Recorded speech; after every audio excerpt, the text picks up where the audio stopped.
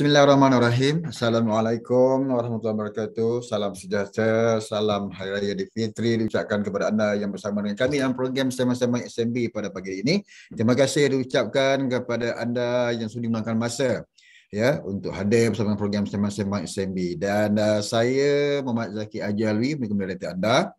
Dan topik yang kita kongsikan pada pagi ini cukup menarik ya, berkaitan dengan muflis di usia muda, ketahui punca dan langkah pencegahannya. Baiklah, tuan-tuan dan puan saudari, sebelum saya serahkan pada penceramah, sedikit makluman berkaitan dengan perjalanan program pada hari ini. Mudah saja. Yang pertamanya, sekiranya terdapat persoalan ya, topik yang dibincangkan, tuan-puan saudari jangan malu, jangan segan ya. Sila hantarkan soalan tuan-puan di ruangan chat. Sekiranya anda berada di Zoom dan anda berada di FB Live di ruangan komen ya. Dan insyaAllah kami akan cuba menjawab soalan tuan-puan di chat dan juga di FB. Dan sekiranya masih ada masa lagi, insyaAllah soalan terpilih akan dijawab oleh penceramah di akhir sesi nanti ya. Alright, dan yang keduanya tuan-puan juga layak ya untuk pagi ini untuk menerima e-sijil penyertaan ya. Di mana mohon tuan-puan untuk melengkapkan sedikit maklum balas dengan maklumat yang diminta melalui QR code dan juga link yang akan diberikan nanti. Teruskan bersama kami sehingga penghujung sesi ini, dan kita akan bersama dengan penceramah jemputan kita iaitu Puan Zarina Alias, merupakan pegawai insolvensi utama di bahagian kebankrapan Ibu Pejabat Putrajaya, berasal dari orang Terengganu kita tu. Tu dia orang Ganu ya. Dan beliau berkelulusan Universiti Sultan Zainal Abidin dan kini dah berkhidmat selama lebih 18 tahun di Jabatan Insolvensi Malaysia. Cukup berpengalaman dalam pentadbiran kes-kes kebankrapan, penggulungan syarikat dan juga pembatalan pertubuhan serta kesatuan segaja. Assalamualaikum Puan Zarina. Waalaikumsalam. Alhamdulillah, selamat Hari Raya kita. Hari Raya. Macam mana balik Terengganu katnya kan, musim raya ni? Nak cakap jam, memang jam lah jalannya. Okey, Puan Zarina, pada pagi ini alhamdulillah kita Ya. dapat bertemu. Terima kasih atas kehadiran Puan Zarina untuk berkongsi kita mengenai dengan tajuk yang cukup menarik. Silakan Puan Zarina. Okay, Assalamualaikum warahmatullahi wabarakatuh. Terlebih dahulu saya mengucapkan ribuan terima kasih kepada moderator dan juga ASNB kerana sudi hadir menjemput wakil daripada Jabatan Insolvensi untuk bagi pembentangan berkaitan dengan isu muflis, iaitu di usia muda, ketahui punca dan langkah pencegahan. Okey, terlebih dahulu saya akan menerangkan serba sedikit berkaitan dengan Jabatan Insolvensi Malaysia. Sebenarnya Jabatan Insolvensi Malaysia ni dia di bawah agensi kerajaan, sepenuhnya kerajaan, di bawah Jabatan Perdana Menteri. Dan di bawah Jabatan Perdana Menteri ada satu agensi lain dipanggil Bahagian Hal Ehwal Undang-Undang. Dan di bawah Bahagian Hal Ehwal Undang-Undang itulah Jabatan Insolvensi di bawah dipanggil Bahayu, ataupun singkatan dia Bahayu, dan Bahagian Hal Ehwal Undang-Undang tu, dan di bawah itu Bahayu tersebut adanya agensi Jabatan Insolvensi Malaysia. Jadi saya terangkan sedikit berkaitan dengan kebankrapan. Sepintas lalu Jabatan Insolvensi ini telah ditubuhkan pada tahun 1924, iaitu pada zaman kolonial ada lagi. Kalau ikutkan pada masa kini, daripada tahun 1924 hingga 2022, hampir 98 tahun insolvensi ini ataupun Jabatan Insolvensi ini telah wujud daripada dulu lagi. Jadi saya terus pergi kepada evolusi Jabatan Insolvensi. Dulu dikenali sebagai Jabatan Insolvensi Malaysia, dan yang sekarang ni lah. Tapi manakala kita dah ada rebranding nama, dipanggil Malaysia Department of Insolvency. Jadi kalau kita lihat kepada evolusi ni, pada tahun 1924, hal ehwal harta kebankrapan dikenalikan pegawai pemegang harta pertama. Ini merupakan gelaran jawatan pada ketika itu dan juga nama jabatan pada ketika itu. Itu kemudian pada tahun 1949 Bankruptcy Office diwujudkan. Dan seterusnya pada tahun 1966 Jabatan Muflis digabungkan dengan Pejabat Amanah Raya tetapi dipisahkan kemudiannya. Kenapa? Sebab Amanah Raya telah diperbadankan ataupun dikorporatkan jadi satu agensi yang berasingan. Dan pada tahun 1999 diperkenalkan Jabatan Kebankrapan Malaysia Seterusnya pada tahun 1974 Jabatan Pemegang Harta. Dan hingga kini Jabatan Insolvensi Malaysia. Sebab ramai yang tahu insolvensi ni apa, insolvensi ni apa. Insolvensi ni ialah ketidakupayaan untuk menjelaskan hutang kebangkrapan ataupun hutang syarikat dan sebagainya. Sebab insolvensi bukan hanya mentadbir kes-kes kebangkrapan tetapi melibatkan kes-kes penggulungan syarikat dan juga pembatalan pertubuhan dan juga persatuan sekerja. Jadi gelaran jawatan ketua jabatan dahulu dikenali sebagai pegawai pemegang harta. Kalau kita pergi dengar dulu-dulu dipanggil OA office ataupun dipanggil official assignee. Sekarang ni dikenali sebagai ketua pengarah insolvensi ataupun DGI. Director General of Insolvency. Okey, seterusnya ini merupakan Jabatan Insolvensi mempunyai 21 cawangan di seluruh Malaysia dan mempunyai 5 zon. Yang ini tuan-tuan dan puan boleh tengoklah.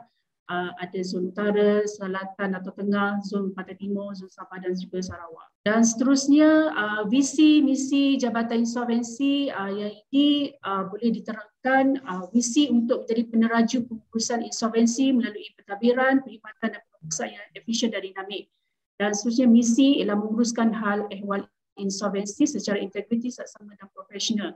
Jadi misi Jabatan Insolvensi ini bukan hanya untuk dipanggil untuk membayar hutang kepada pemitang. Kita juga menjaga ataupun menguruskan harta benda bankrupt untuk dihasilkan dan juga untuk penagihan kepada pemitang-pemitang. Jadi objektifnya ialah untuk, kalau boleh, untuk mengurangkan kadar kebangkrapan ataupun kalau boleh tak nak ada kes kebangkrapan di Malaysia ni kalau boleh. Itu yang aim utama Jabatan Insolvensi ni, di samping untuk membantu bankrupt macam mana untuk keluar daripada perintah kebangkrapan. Okey, seterusnya saya terus pergi kepada fungsi jabatan, mengawal, mengendalikan kes-kes kebangkrapan di seluruh Malaysia, menyeragamkan tindakan-tindakan dan prosedur kebangkrapan di semua cawangan MDI, memproses dan mempertimbangkan semua permohonan rayuan bankrupt di bawah Seksyen 38, Sub 1, Sub A, Sub C, Sub D dan Sub E. Yang ini kita akan terangkan kemudian di belakang slide.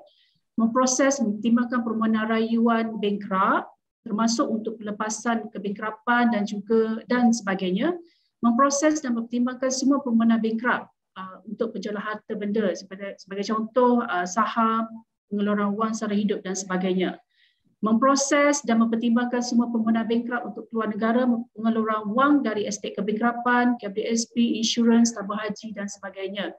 Jadi ini merupakan fungsi jabatan sebenarnya, bagaimana untuk membantu bankrupt dalam menguruskan ataupun mentadbir harta di samping mentadbir harta kebangkrapan tersebut. Dan seterusnya kebangkrapan.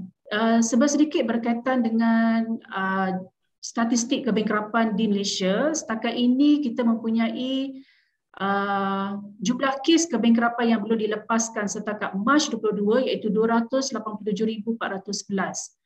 Okey, kalau dilihat di sini jumlah kes yang paling tinggi itu di Selangor dengan jumlah 71,659, diikuti dengan wilayah Persekutuan Kuala Lumpur iaitu 45,630, Johor Bahru dan juga Pulau Pinang. Dan di sini ketara antara Selangor dan juga Kuala Lumpur, jumlah yang begitu ketara sebab dilihat di sini Selangor merupakan satu negeri yang paling besarlah kalau ikutkan senarai jumlah kes kebangkrapan ni. Dan seterusnya iaitu jumlah kes mengikut golongan umur. Dilihat di sini jumlah kes yang paling banyak iaitu golongan umur di antara 35 hingga 44 tahun. Kalau dilihat di sini tahun 2018 5,958 dan sehingga kini dalam jumlah sehingga 2022 iaitu 16,913. Ini merupakan jumlah golongan umur yang diisytiharkan bankrupt. Jadi yang tiada maklumat ini ialah dokumen petition pada ketika itu di mana masa dokumen peringkat dokumen petition tidak dinyatakan umur bankrupt itu sendiri, dan kerana usia maklumat yang insolvensi terima ialah berdasarkan nombor badan iaitu pihak polis dan juga tentera. Seterusnya jantina, kalau banding dari sini lelaki dengan perempuan, lelaki paling tinggilah iaitu dengan jumlah keseluruhan 33,051 kes. Berbanding dengan perempuan hanya 12,247 kes. Ini ketara sangat antara lelaki dan juga perempuan. Yang tidak pasti ini bukannya dia mempunyai, yang kita tak pasti dia punya jantina, tetapi dokumen petition tidak memenuhi butiran jantina bankrupt. Kebiasaannya bukan warga negara. Biasanya nombor pasport itulah. Kita tak tahu sama ada dia lelaki ataupun perempuan. Yang kita tahu selepas bankrupt tu hadir ke Jabatan Insolvensi dan kita akan tahu sama ada dia ni perempuan ke lelaki, sebab apabila perintah kebankrapan tu berlaku, bankrupt dia segera kena hadir ke Jabatan Insolvensi untuk declare jumlah hutang dan juga liability dia. Okey, seterusnya kategori bangsa iaitu Melayu, Cina, India, lain-lain dan bukan warga negara. Kos paling Melayu paling tinggi iaitu 26,416 sebab populasi Melayu paling tinggi di Malaysia. Kemudian itu Chinese iaitu 11,017 kes, India dan juga 4,002 kes, dan lain-lain ialah 3,827 kes dan bukan negara 48 kes. Okey, sebab kebankrapan yang paling tinggi ini merupakan di antara sebab-sebab kebankrapan yang direkodkan di Jabatan Insolvensi setakat Mac 2022. Pinjaman peribadi merupakan pinjaman yang paling tinggi diisytiharkan perintah kebankrapan iaitu 18,992 kes dan diikuti dengan sewa beli kenderaan 6,794 kes dan juga pinjaman perniagaan 6,057 kes. Dan berikutnya ialah kalau dilihat di sini hutang kad kredit, kehutanan yang lain, penjamin korporat, penjamin sosial, hutang cukai pendapatan, caruman KBSP, beasiswa dan pinjaman pelajaran ni ialah paling rendah lah banding dengan pinjaman peribadi. Di sini tuan-tuan puan-puan boleh lihatlah sebab slide ni boleh juga dilihat dalam portal rasmi Jabatan Insolvensi. Tuan-tuan puan-puan boleh lihat juga dalam portal jabatan melalui dalam portal rasmi melalui laman rasmi jabatan www.mdi.gov.my. Kita akan share juga statistik yang sama berkaitan dengan kes-kes kebankrapan ini. Seterusnya iaitu jenis pekerjaan, ini yang direkod oleh Jabatan Insolvensi setakat Mac 2022. Tiada maklumat itu paling tinggi iaitu 19,112 kes, diikuti dengan sektor swasta, peniaga, sektor awam. Dan yang tiada maklumat ni juga saya jelaskan di sini dokumen petition tidak mengandungi butiran pekerjaan bankrupt. Yang ini yang bila sahaja Jabatan Insolvensi menerima perintah kebankrapan daripada mahkamah, insolvensi akan merekodkan status kebankrapan itu dalam sistem. Jadi tiada maklumat ni kita rekod terlebih dahulu. Jadi maklumat yang lain tu kita akan dapat selepas kehadiran bankrupt ke Jabatan Insolvensi. Okey, jumlah kes pelepasan dan juga pembatalan melalui mahkamah melalui tahun 2018 hingga Mac 2022. Pelepasan mahkamah berjumlah 587 kes, pembatalan melalui mahkamah 8,575 kes dan jumlah keseluruhan 962 kes. Berbanding dengan jumlah CJ pelepasan Ketua Pengarah Insolvensi setakat Mac 2022 iaitu 80,464 kes. Dan pelepasan ini merupakan pelepasan dari CJ Ketua Pengarah Insolvensi merupakan pelepasan paling tinggilah. Mostly pelepasan ini kebanyakannya bankrupt memohon untuk kes dilepaskan di bawah 33A Akta 360. Okey, seterusnya apa itu kebankrapan? Dan ini yang poin utamanya. Okey, kebankrapan ialah satu proses undang-undang di mana dengan perintah mahkamah seseorang itu diisytiharkan bankrupt dan hartanya tertahap kepada Ketua Pengarah Insolvensi.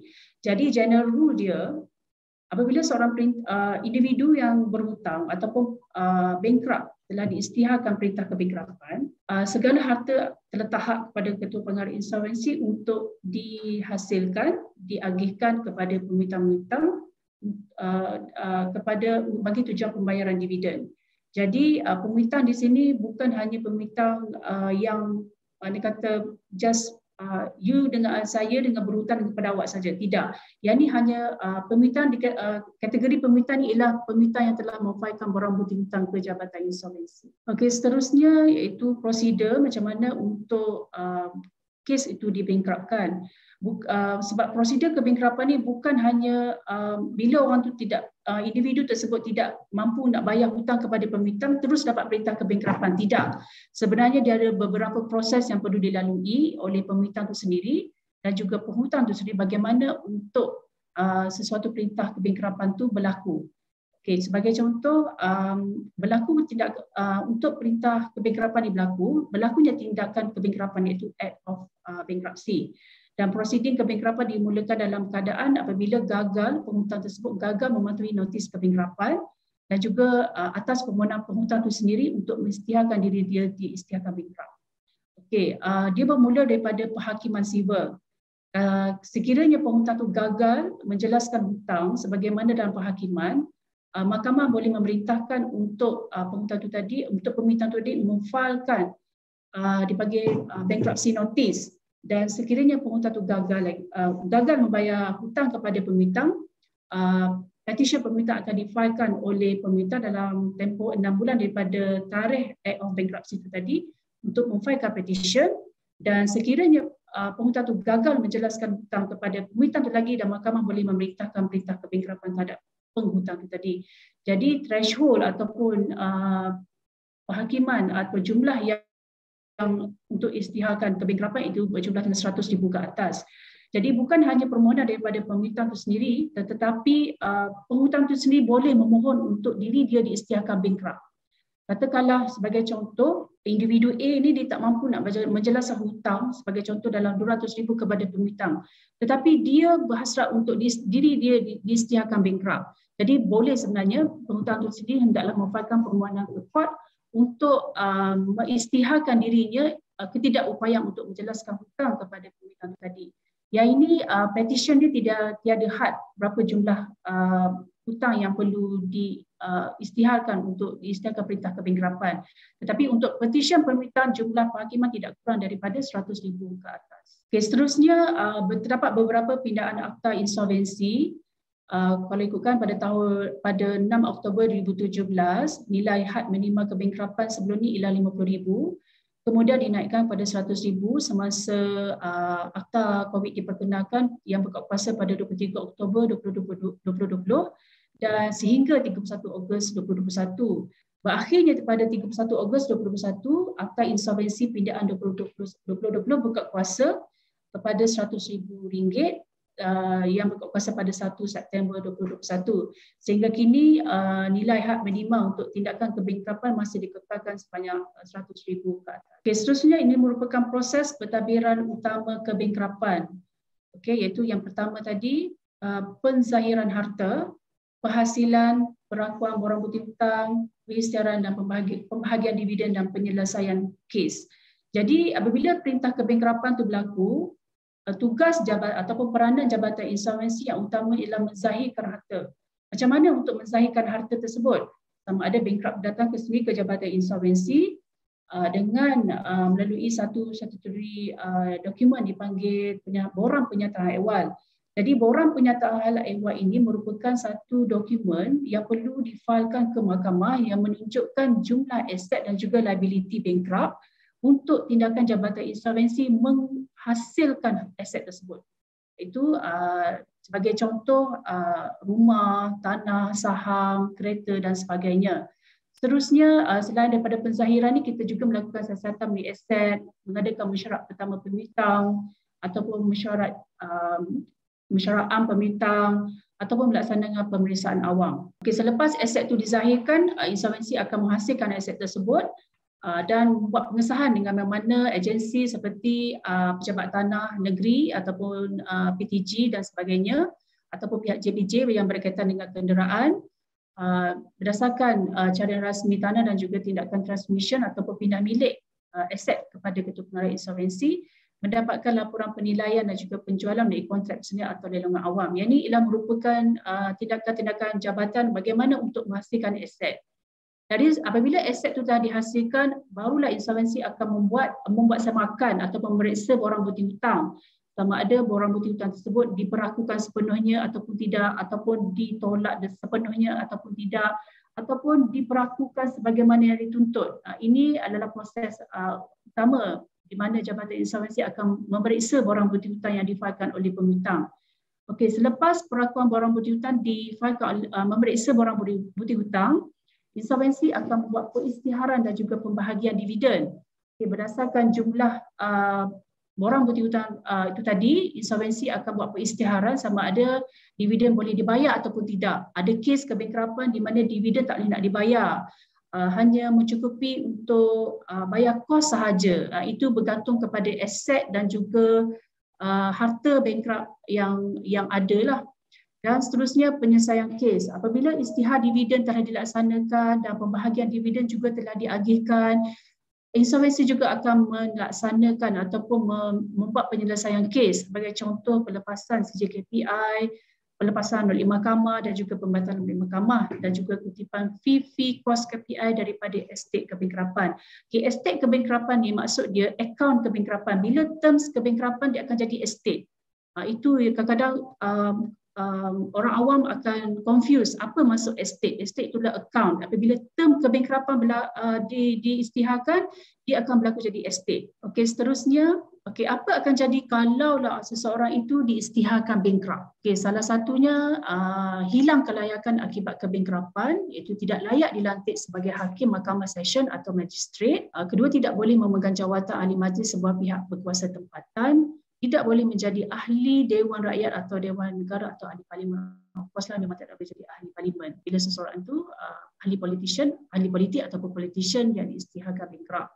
Tidak boleh bertindak sebagai anggota eksekutif Persatuan Sekerja, tidak boleh memegang jawatan atau menjadi penasihat atau pekerja sesuatu pertubuhan berdaftar, dan tidak boleh memegang jawatan dalam beberapa badan berkanun sebagai contoh gubernur ataupun pengarah bank negara, Bank Pertanian Malaysia, Bank Kerjasama Rakyat dan sebagainya. Okey, dan seterusnya sekatan-sekatan akibat kebangkrapan. Okey, apakah yang boleh apa yang boleh dan tak boleh semasa dalam perintah kebangkrapan?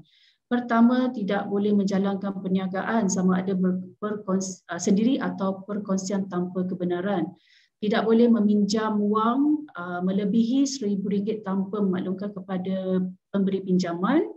Tidak boleh memasuki kontrak perniagaan tanpa memaklumkan status kebangkrapan kepada pihak mengesili kontrak. Tidak boleh mengambil tindakan di mahkamah tanpa kebenaran dan tidak boleh menjadi pengarah syarikat tanpa kebenaran. Tidak boleh bekerja dengan suami atau isteri atau saudara mara tanpa kebenaran. Yang ini semuanya boleh sebenarnya, tapi dengan kebenaran ketua pengarah insolvensi.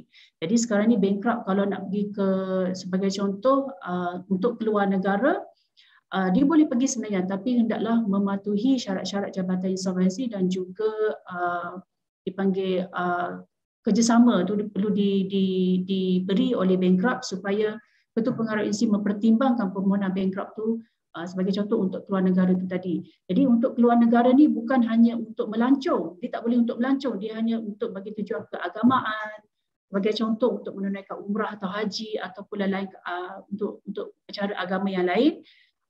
Bagi tujuan rawatan dan sebagainya. Tapi melancong memang tak boleh sama sekali. Okey, dan seterusnya kesan kebangkrapan.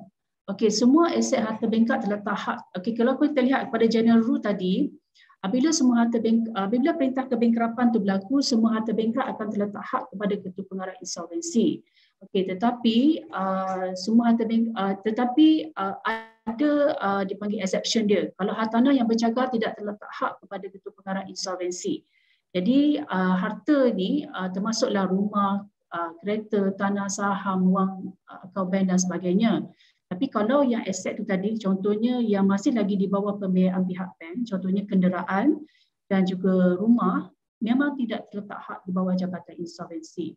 Jadi pengecualian subsection 48 sub 1 dan sub A ni, harta yang ini dah terkecuali daripada pegangan Jabatan Insolvensi, itu harta yang dipegang atas amanah orang lain dan juga peralatan untuk dagangan atau pakaian dan tempat tidur yang tidak melebihi RM5,000. Okay, seterusnya ini saya jelaskan sedikit sini berkaitan dengan dipanggil pengenalan semasa pindaan Akta Insolvensi pada 6 Oktober 2017, iaitu perlindungan penjamin sosial, nilai hak minima dinaikkan, sistem satu kebangkrapan. Sebelum ni kita ada perintah penerimaan dan perintah penghukuman. Jadi bila ni kuasanya ada Akta Insolvensi yang dipinda pada 6 Oktober 2017, kita menggunakan satu single order, iaitu sistem satu perintah kebangkrapan. Notis atau petition kebangkrapan disampaikan secara kediri. pelepasan automatik, tabung bantuan insolvensi, mekanisme penyelamat dan juga pelepasan bankrupt tanpa bantuan pemerintah. Ini saya akan cerita sedikit sekejap lagi di bawah slide yang berikutnya. Okey, perlindungan penjamin sosial. Okey, di bawah Seksyen 2 Akta 360, pinjaman bukan berasaskan keuntungan sebagai contoh pinjaman beasiswa, penyelidikan kenderaan dan pinjaman perumahan. Okay, penjamin sosial diberi perlindungan mutlak kerana tidak mendapat sebarang faedah atau keuntungan daripada pinjaman yang dibuat oleh peminjam. Okey, yang ini bermaksud penjamin sosial ni kita memberi perlindungan mutlak kepada penjamin. Yang ini melibatkan kepada penjamin yang berasaskan kepada pinjaman pendidikan, contohnya beasiswa, kenderaan dan juga pinjaman perumahan yang hanya untuk kegunaan, bukan untuk kegunaan peribadi, hanya untuk kegunaan peribadi. Okey, dan seterusnya ini saya sentuh sedikit berkaitan dengan voluntary arrangement. Yang ini berlaku sebelum perintah kebankrapan, di mana apabila seorang bankrupt, seorang penghutang yang untuk mengelakkan diri daripada bankrupt, jadi peruntukan di bawah Akta 360 ini ataupun Akta Insolvensi memperkenalkan bagaimana untuk mengelakkan daripada perintah kebankrapan berlaku. Okey, sebagai contoh, apa itu sebenarnya dimaksudkan dengan voluntary arrangement? Itu mewujudkan mekanisme penyelamat sebelum prosiding kebankrapan dengan pelantikan nomini. Jadi untuk melayakkan ataupun untuk melibatkan dalam untuk memohon voluntary arrangement ini perlunya ada pelantikan nomini. Dan seterusnya menggantikan mekanisme terdahulu iaitu skim perkiraan dan kompensasi dan surat ikatan perkiraan. Peluang terakhir bagi penghutang untuk berunding dan mengelakkan perintah kebankrapan diisytiharkan oleh mahkamah. Jadi sebelum perintah kebankrapan itu berlaku, jadi peruntukan ini membantu penghutang itu tadi untuk mengelakkan daripada perintah kebankrapan itu berlaku. Dan seterusnya, apakah ciri-ciri VA sebenarnya ataupun voluntary arrangement ini? Sebenarnya boleh memohon pada bila-bila masa sebelum perintah kebankrapan diisytiharkan, tidak terpakai kepada bankrupt dan perkongsian terhad, mesti melantik seorang penama yang berdaftar. Okay, perlindungan melalui perintah interim selama 90 hari, melibatkan kos yang perlu dibayar oleh penghutang kepada penama dan melibatkan permohonan di Mahkamah Tinggi. Yang ini merupakan antara ciri-ciri perkiraan VA ataupun perkiraan sukarela. Okay, seterusnya, kebaikan VA ini sebenarnya itu memberi perlindungan kepada penghutang dalam bentuk perintah interim 90 hari. Jadi perintah interim ni maksudnya penghutang tu perlu mendapatkan perintah interim daripada mahkamah sebab dengannya ada perintah interim tu tadi dapat mengelakkan bankrupt tu tadi, pihak pemerintah mengambil tindakan kebankrapan terhadap penghutang tu tadi, mengelakkan penghutang dari dibankruptkan dan tidak kehilangan harta serta keupayaan akibat daripada kebankrapan. Bersifat mengikat di sisi undang-undang, itu di mana penghutang tu tadi perlu mematuhi syarat-syarat yang ditetapkan oleh peminta itu tadi. Peminta mendapat pembayaran semula hutang yang berterusan, melindungi harta penghutang. Dan seterusnya, tiada petition kebankrapan boleh dibuat atau diteruskan terhadap penghutang tadi. Jadi inilah sebenarnya dipanggil kesan perintah interim. Kalau tak ada perintah interim itu tadi, maksudnya peminta boleh mengambil tindakan untuk membankruptkan penghutang itu tadi. Dengan adanya perintah interim, bermaksud perintah kebankrapan boleh dihalang oleh penghutang tadi kepada peminta. Okey, ini merupakan penama-penama untuk nomini itu tadi iaitu AKPK, di mana AKPK tidak perlu berdaftar dengan Ketua Pengarah Insolvensi dan yang ini telah diperuntukkan di bawah Seksyen 2F-2 kecuali AKPK sahaja yang tidak perlu berdaftar dengan Ketua Pengarah Insolvensi, dan di mana akaunten bertauliah perlu berdaftar dengan Ketua Pengarah Insolvensi, peguam bela dan peguam cara dan juga mana-mana orang yang ditentukan oleh Menteri atas show KPI melalui warta. Okey, seterusnya ada 4 cara atau kaedah untuk keluar daripada perintah kebankrapan. Yang pertama itu pembatalan melalui mahkamah di bawah Seksyen 105. Yang kedua, pelepasan mahkamah di bawah Seksyen 33, CJ pelepasan Ketua Pengarah Insolvensi di bawah 33A, dan last kali iaitu pelepasan automatik. Yang ini merupakan pelepasan automatik merupakan peruntukan yang terbaharulah untuk bankrupt boleh memohon untuk kes dilepaskan daripada 3 tahun daripada tarikh pemfailan borang bukti 3 tahun daripada tarikh PHE ataupun pernyataan hal ehwal. Okey, kalau kita lihat di sini, itu peruntukan untuk salah satu kaedah untuk keluar daripada perintah kebangkrapan ialah pertama ialah pembatalan, di mana bankrupt membayar hutang sepenuhnya kepada ketua pengarah insolvensi. Maksudnya bankrupt bila perintah kebangkrapan itu berlaku, bankrupt tidak boleh bayar direct kepada pihak penghutang. Dia kena bayar kepada ketua pengarah insolvensi untuk insolvensi membuat pengagihan kepada penghutang itu tadi. Jadi apabila hutang sepenuhnya telah dibayar pada insolvensi, bankrupt boleh memohon untuk pembatalan kes di mahkamah. Dan pelepasan mahkamah tertakluk juga kepada bantahan penghutang dan juga laporan KPI. Laporan KPI ini merupakan laporan komprehensif yang menjelaskan kerjasama dan juga kelakuan bankrupt, sama ada bankrupt ni membuat bayaran ansuran bulanan teratur ataupun tidak, dan juga kehadiran mesyuarat apabila dipanggil dan sebagainya. CJ Ketua Pengarah Insolvensi merupakan budi bicara Ketua Pengarah Insolvensi untuk kes dilepaskan, dan kriterianya ialah kes perlu ditadbir 5 tahun dan ke atas. Dan kadang-kadang ada kes bila datang ke Jabatan Insolvensi, kes baru dibankruptkan tahun lepas. Dia nak mohon untuk pelepasan di bawah 338 dalam 2 tahun ataupun 3 tahun. Sebenarnya kriteria untuk kes pelepasan 338 ini, kes perlu ditadbir 5 tahun dan ke atas. Barulah boleh mohon untuk Ketua Pengarah Insolvensi sama ada kes boleh dilepaskan ataupun tidak. Ini merupakan budi bicara Ketua Pengarah Insolvensi sama ada kes seseorang individu tadi dilepaskan ataupun tidak. Okey, seterusnya mekanisme tanpa bantahan bagi pelepasan dari CJKPI.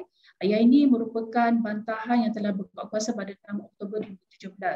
Jadi di mana pemerintah tidak boleh membantah 4 kategori tersebut, iaitu bankrupt merupakan penjamin sosial, kedua bankrupt yang telah meninggal dunia, bankrupt menderita penyakit serius, bankrupt yang merupakan orang kelainan upaya.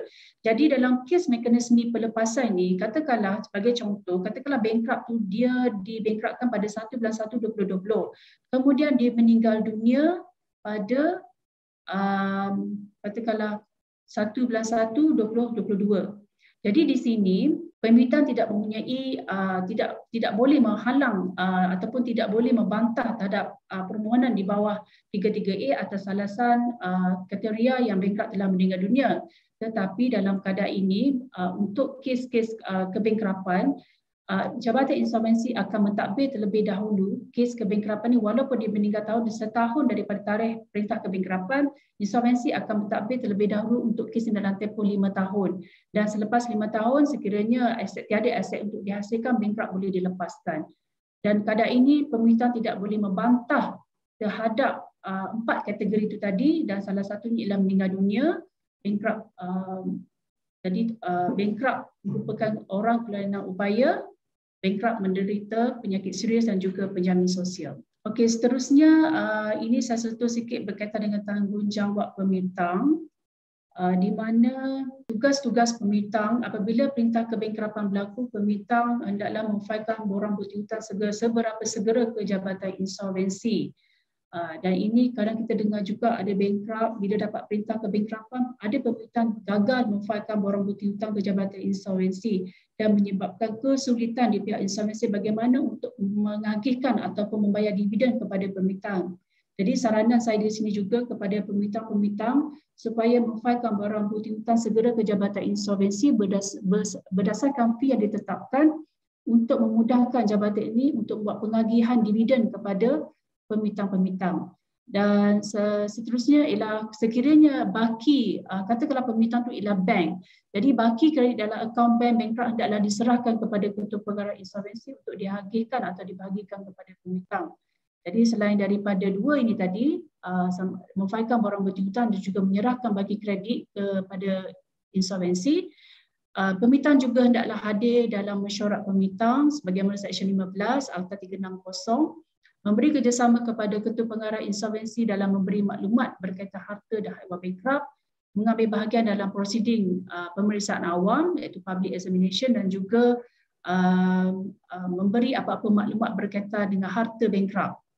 Kadang-kadang bukan sahaja bankrupt perlu mengisytiharkan harta, kadang-kadang pemintang juga memiliki tanggungjawab untuk memaklumkan pada insolvensi apalah aset-aset yang ada dalam pengetahuan pihak pemitang. Jadi bagi pemitang keutamaan, jumlah hutang keutamaan perlu dinyatakan dengan jelas. Di sini juga pemitang juga perlu menyatakan sama ada di bawah dia, pemitang ni di bawah kategori yang mana, adakah dikira sebagai local atau land tax, federal tax. Federal tax ni sebagai contoh lembaga hasil dalam negeri, LHDN, gaji pekerja ataupun dan seterusnya EPF dan juga perpasan pekerja workers compensation. Okey, seterusnya hak-hak pemitang, ya sini tuan-tuan dan puan-puan boleh lihat di sini. Pemitang boleh menuntut hutang yang boleh dibuktikan, dibayar dividen, memeriksa akaun yang diselenggarakan oleh Ketua Pengarah Insolvensi, mendapatkan senarai pemitang dengan bayaran fee, memeriksa buku catatan tentang mesyuarat pemitang dengan bayaran fee. Yang ini kalau pemitang mohon untuk dokumen daripada Jabatan Insolvensi perlukan bayaran fee, ya. Memohon kepada mahkamah untuk mengakas keputusan yang dibuat oleh Ketua Pengarah Insolvensi, membantah terhadap niat Ketua Pengarah Insolvensi untuk melepaskan bankrupt melalui sijil pelepasan Ketua Pengarah Insolvensi. Di bawah, kecuali bagi 4 kategori bankrupt di bawah Seksyen 33B 2(2)A, membantah terhadap permohonan bankrupt untuk pembatalan Seksyen 105 atau pelepasan oleh mahkamah di bawah Seksyen 33(3). Yang ini merupakan hak-hak pemitang dalam kes kebangkrapan yang ditadbir di Jabatan Insolvensi. Okey, yang ini kalau lihat sini ialah pemitang berjaga. Pemitang hendaklah memfailkan barang bukti hutang, salah satunya sama ada kalau adanya cagaran dalam kes kebangkrapan itu tadi, pemitang hendaklah menghasilkan cagaran di luar prosedur kebangkrapan seperti yang ditentukan dalam Seksyen 8(2) Akta 360, sama ada halang tebus ataupun foreclosure. Sekiranya ada lebihan daripada hasil lelangan tersebut, hendaklah diserahkan kepada Ketua Pengarah Insolvensi. Yang kedua, menyerahkan cagaran kepada KPI untuk dihasilkan untuk faedah pemitang-pemitang yang lain dan memfailkan keseluruhan jumlah hutang kepada KPI. Dalam keadaan ini, pemitang bercaga akan menjadi pemitang tidak bercaga dan dividen akan diakhirkan secara pari passu. Pari passu ini bermaksud ialah sama rata dengan pemitang-pemitang yang lain. Pemitang-pemitang yang tidak bercaga lah maksudnya di sini. Jika pemitang bercaga tidak menghasilkan atau menyerahkan cagarannya, pemitang boleh memfailkan barang bukti hutang kepada KPI dengan menyatakan bukti-bukti cagaran, tarikh bila cagaran diterima, diberi dan nilai cagaran tersebut.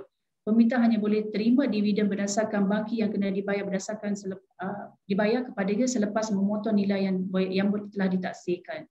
Yang ini merupakan tanggungjawab pemitang lah, especially yang pemitang bercaga.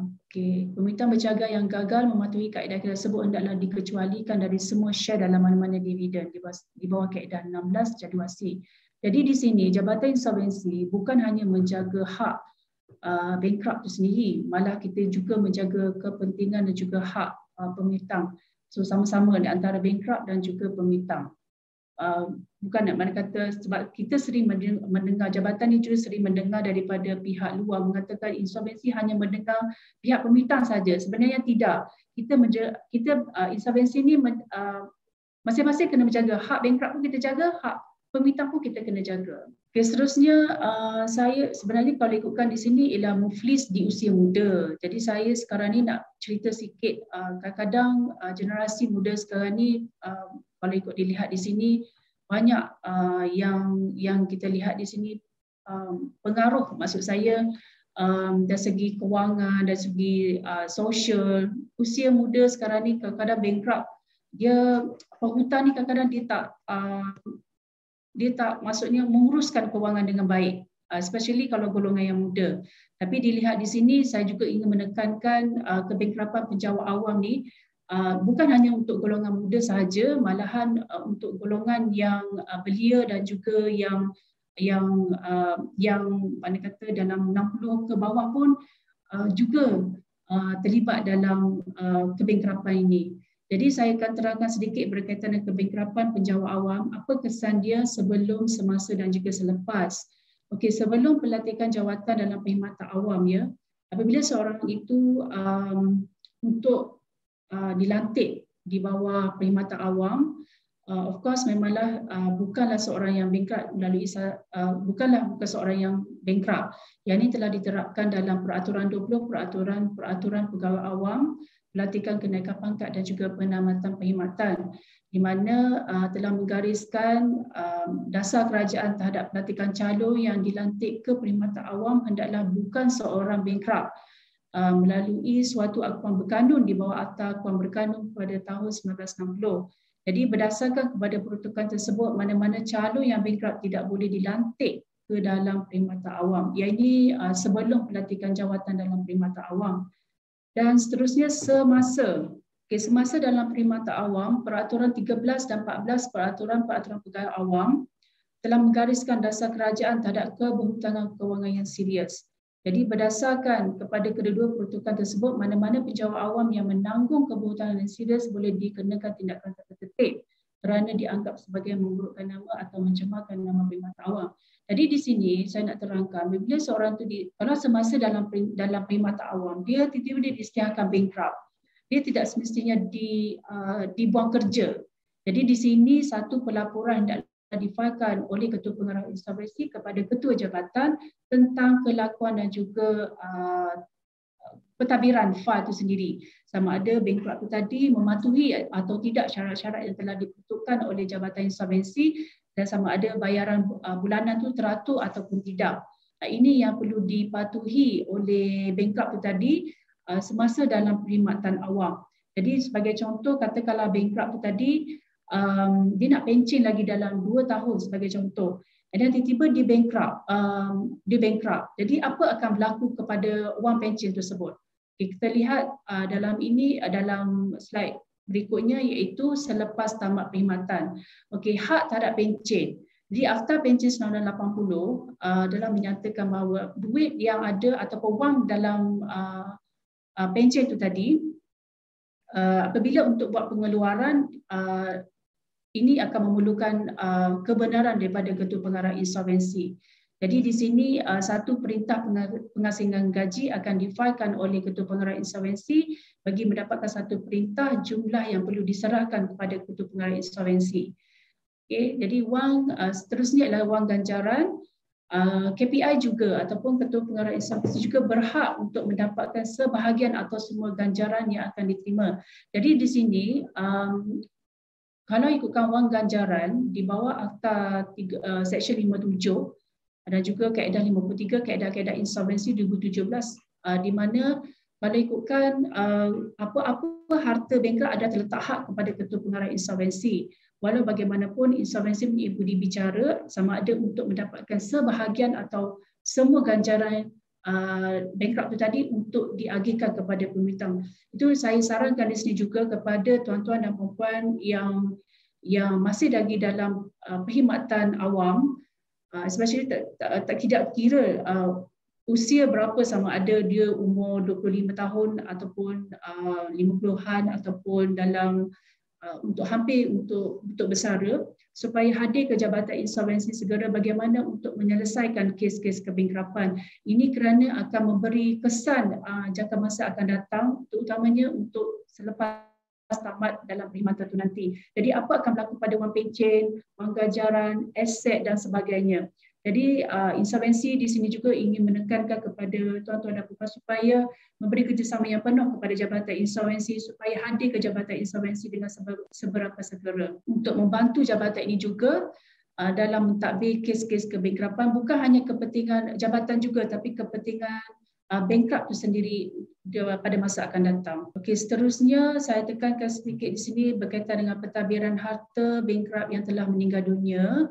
Okey, apabila bankrupt telah meninggal dunia dan genap 5 tahun pentadbiran kes, KPI akan mengeluarkan notis niat pelepasan di bawah Seksyen 33B-1 Akta 360. Okay, niat ini tidak boleh dibantah oleh peminta berdasarkan Seksyen 33B2A dan C itu tadi.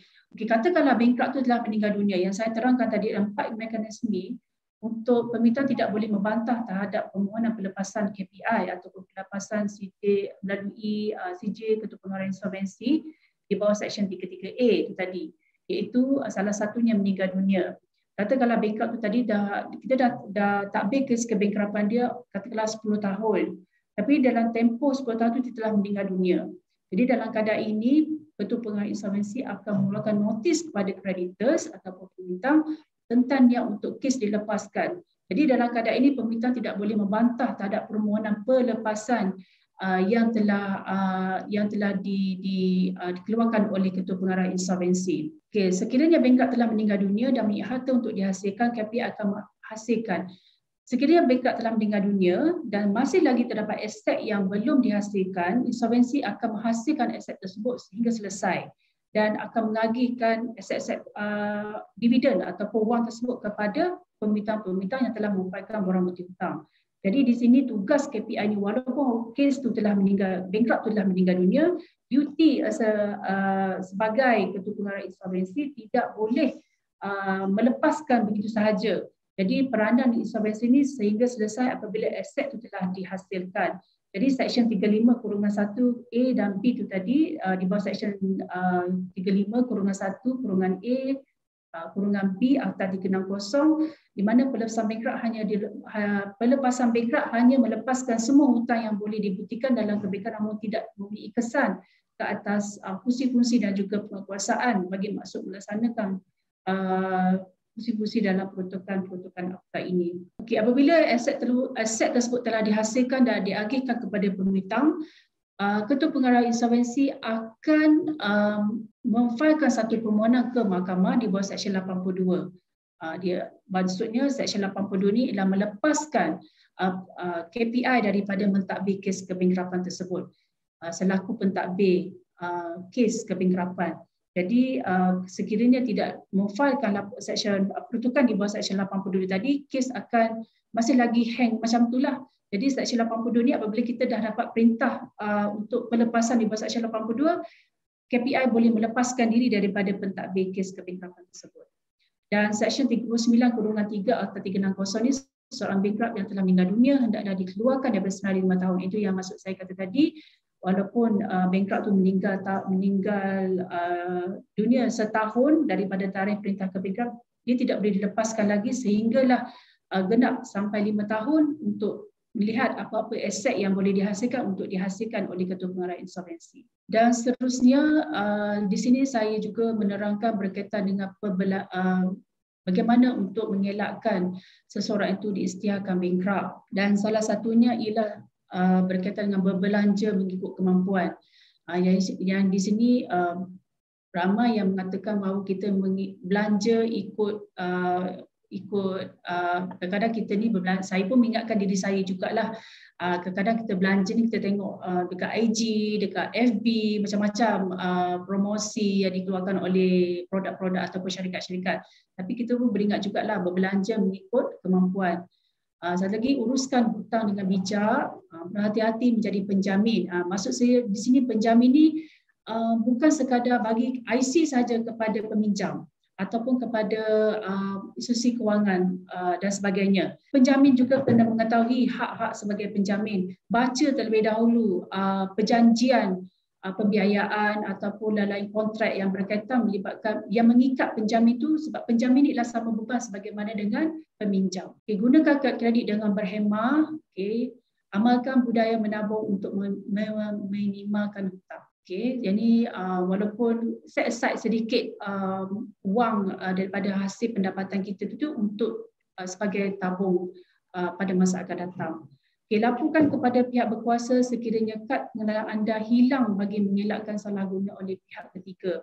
Okay, di sini kita terima banyak laporan daripada pihak-pihak bankrupt ataupun pihak luar, di mana kadang-kadang bankrupt ni dia datang ke insolvensi, dia tak tahu pun yang diisytiharkan bankrupt. Rupanya bila dapat tahu, dikata IC dia pernah hilang. Yang ini salah guna oleh pihak ketiga. Kadang-kadang ahli keluarga sendiri pun boleh menyebabkan seseorang itu diisytiharkan bankrupt. Antara sebagai contoh, salah seorang ahli keluarga ni guna IC salah adik-beradik dia ni untuk dapatkan satu pinjaman. Sedangkan di luar pengetahuan adik-beradik itu sendiri. Yang ini pun boleh jadi satu keadaan di mana kebankrapan ni boleh berlaku. Okey, hadir ke mahkamah bagi menjawab tuntutan permintaan. Okey, kehadiran ke mahkamah akan menyebabkan penghakiman ingkar. Yang ini kalaulah tuan-tuan dan puan-puan menerima notis ataupun bankruptcy notice ataupun creditors petition daripada mana-mana peminta, dinasihatkan supaya hadir ke mahkamah bagi mengelakkan perintah kebangkrapan itu berlaku. Ini kerana dengan penghakiman ingkar tersebut dalam ketidaktahuan penghutang itu adanya perintah penghakiman ingkar, pembintang boleh mengambil tindakan terhadap penghutang tadi dengan memfailkan bankruptcy notice ataupun creditors petition ke mahkamah. Okey, seterusnya untuk mengetahui seseorang itu diisytiharkan bankrupt ataupun tidak, carian status kebangkrapan boleh dapat daripada portal rasmi jabatan melalui sebagaimana yang tertera ini melalui satu pautan dalam portal rasmi iaitu e-insolvency.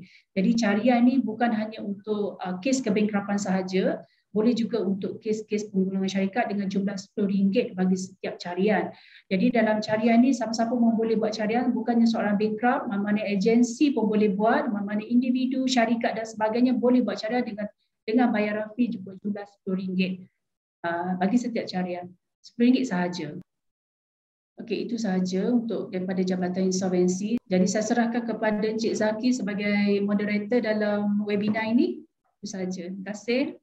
Okey, terima kasih Puan Zarina di atas pengurusan kita pada pagi ini, cukup menarik ya. Jadi tuan-tuan dan puan berkaitan dengan isu ataupun status kebangkrapan ini, banyak persoalan yang diutarakan di chat, tapi alhamdulillah dapat dijawab oleh rakan-rakan daripada Jabatan Insolvensi. Alright Puan Zarina, kita ada persoalan agaknya, kita bagi rekod soalan Q&A.